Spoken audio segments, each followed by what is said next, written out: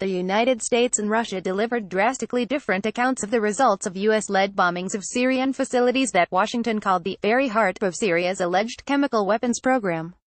Moscow claimed on April 14 that Syrian air defenses intercepted 71 out of 103 missiles it said were launched in airstrikes carried out in Syria earlier that morning in a joint operation by the United States, Britain, and France.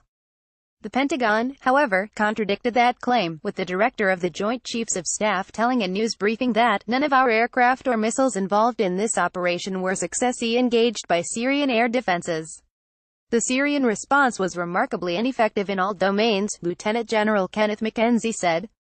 The Russian Defense Ministry claimed earlier on April 14 that Syrian forces, using Soviet-made air defense systems, demonstrated the high effectiveness of weapons in their possession and the excellent training of Syrian military personnel prepared by our specialists. Rubble from some of the buildings hit by the airstrikes in Syria.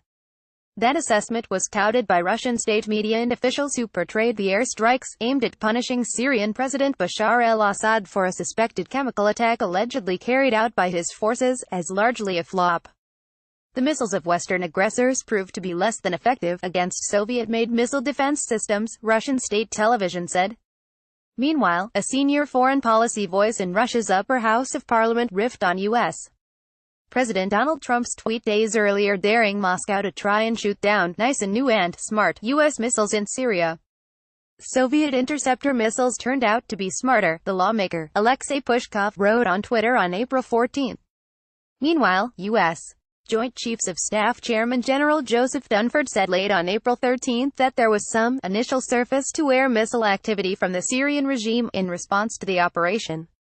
McKenzie told the Pentagon briefing on April 14 that the U.S.-British-French Operation Successy hit every target.